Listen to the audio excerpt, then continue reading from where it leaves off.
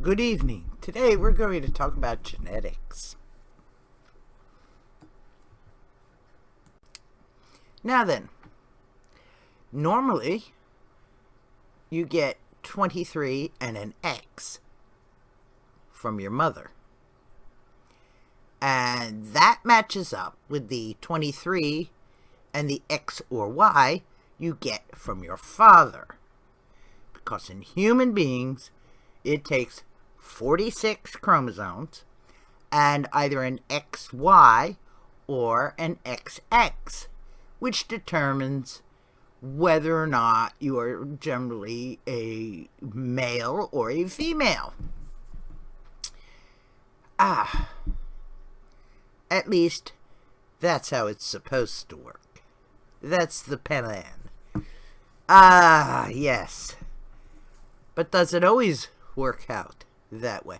The answer, of course, is no, because nature abhors perfection. So, it's not going to always work that way.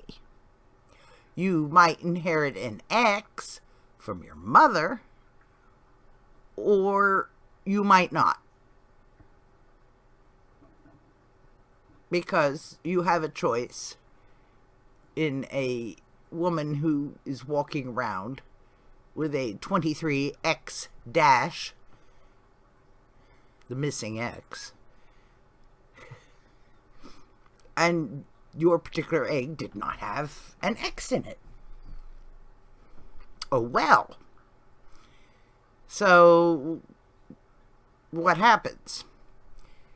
Well, in that case, no child results.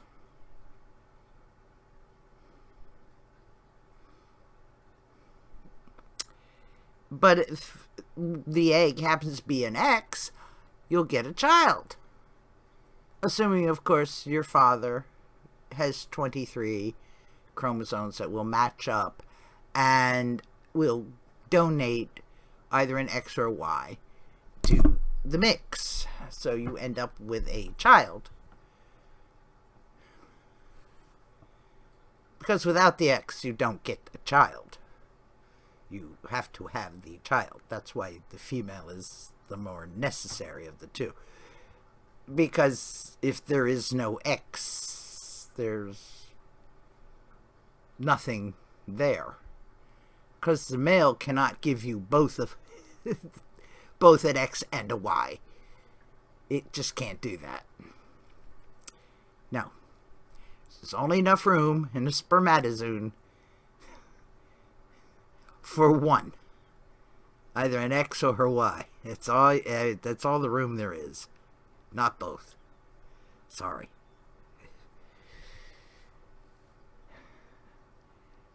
However,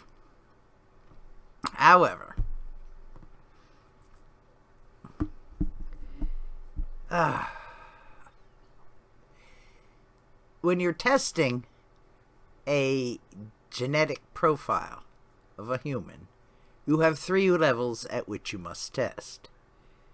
You must test for the karyotype, for the genotype, and then you have the phenotype. Okay, so you've got 3 levels to test at. And people generally aren't going to go that far because it's costly. Now, if you want to know your full genetic inheritance, you go and you look at the genotype, which will tell you everything that you need to know about this particular human. Specifically, that particular human. But most of the problems show up when you look and compare the karyotype with the phenotype. The phenotype is what you look like, and the karyotype is what's at your core. For example, you could inherit 23 chromosomes from your mother, and 24 from your father. Because most of these issues here, but that's what the male is for, diversity. Because along the masculine genetic code, it slips, it slides, it leaps, it replicates many times, certain sequences, and these get replicated, skipped over, mangled up with something else, expressed here, not expressed there. That's what males are for. They add diversity and the possibility of mutation. So, when you're checking the karyotypes, you have to check both parents. See what you've got. Okay? For example, you can have males, you can have your Klinefelter syndrome, where an extra X got sucked in to the mix. Or you could have Jacob syndrome, where an extra Y comes into the mix. And thus you get tested, and it turns out that you are what's known as a mosaic, genetically. Now, are there major differences from normal? For example, does it impact you fertility-wise? Can you, in fact, have children? Well, it might require some assistance, but generally speaking, Klinefelter males and Jacob males can have children. It's easier for Jacob males, of course. However, there are problems with women who either have too many X's or one too few, which is also known to happen.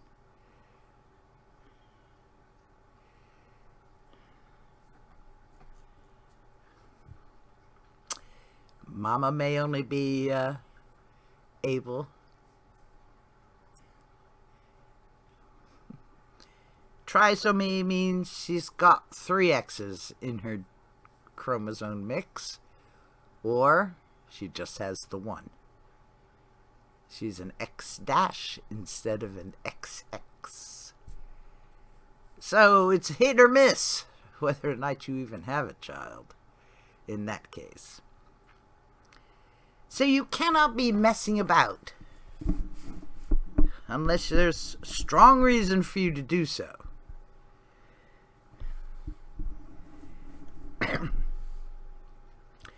There is no cure for what can be called coding errors in one's karyotype and one's genome. There's just nothing you can do. They are that way, and that's that. You can but accept the diversity.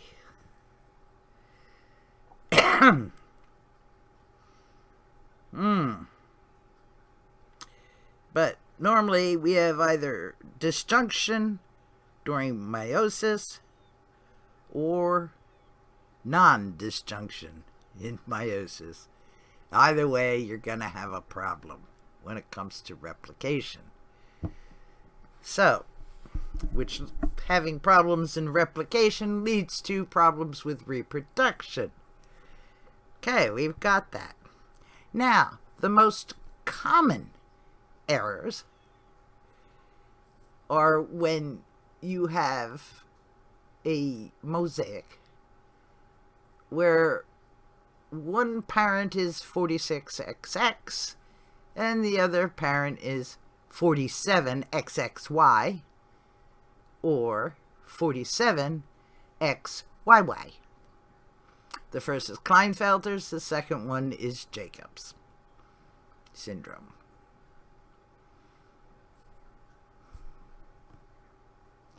Now, variations on a theme, shall we say. And then you add the phenotypes. Now, normally, anyone with a Y chromosome looks, acts, appears to be male. Such is the power of the Y chromosome. But not always. Now, it may be the oddest thing you've ever heard in your life, but there are only 4 known on the planet. That's how rare it is. But you can have a 46XX, 47XXY, or XYY child with a phenotype that says female. For example, woman takes her daughter in because, oh my goodness, she's 16 and look at her. She hasn't developed any of the normal female secondary sex characteristics. And we all know what that means, do we not? The flare at the hip. All those figure and changes that capture the eye of the average male. The pheromones that waft out.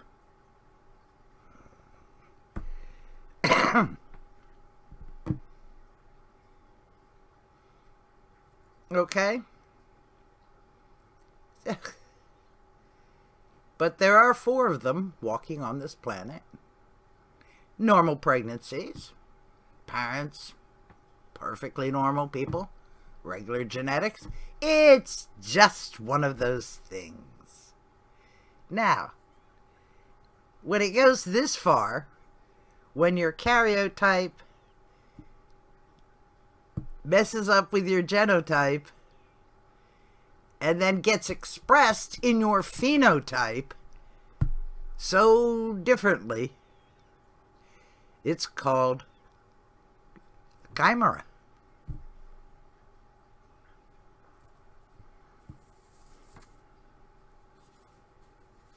Chimera. Chimera. Yes. There are Mosaic humans, and there are humans who are also chimeras, walking the earth.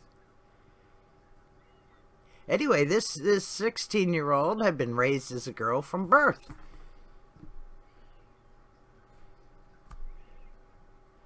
And after a rather extensive workup, and the parents fully aware of what they've let themselves in for, they grabbed their daughter and ran. I can't imagine that a life inside of a laboratory would be anybody's idea of a good time. So I can't say as I blame them. I mean, it would be nice to have full and complete knowledge, but it was their choice, and if she wants to make that choice once she's an adult, well, that's okay. But, we'll wait. It's all due, of course, to mutation and diversity. It's the chance to have a child. So, you just have to take what you get. But knowing this, you cannot be walking around getting all, prideful and start talking, no, it's Adam and Eve and not Adam and Steve, and other such nonsense. And girls don't do this, and boys don't do that, and Cut it out.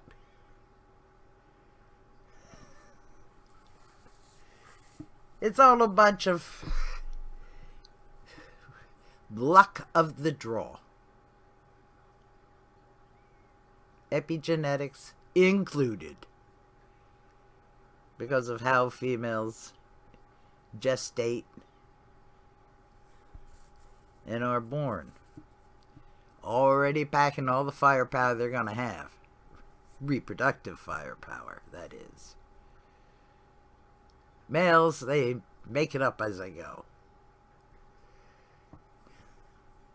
So,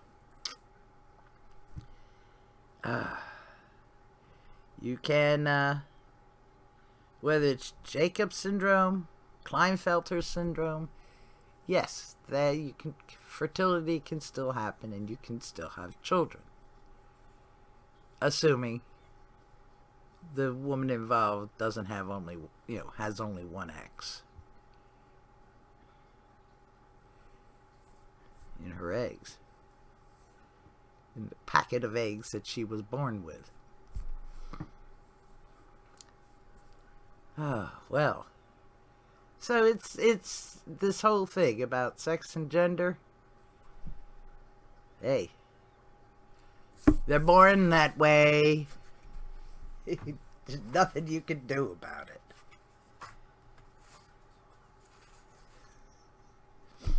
And this is why I read books.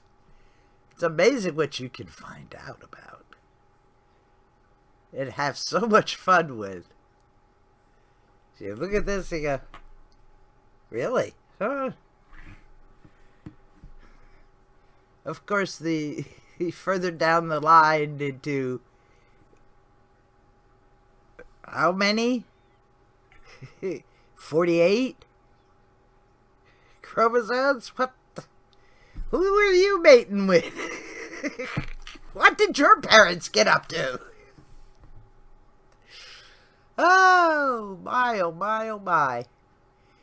So long as it's not incompatible with life, it's okay.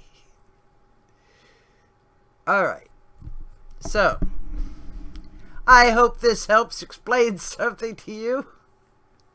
I just found it absolutely amazing. Human diversity. So when you go looking at some other animal going, oh, that's weird. Well, so are you. So are we all. So, thank you for watching. I hope this helps. And please do come again.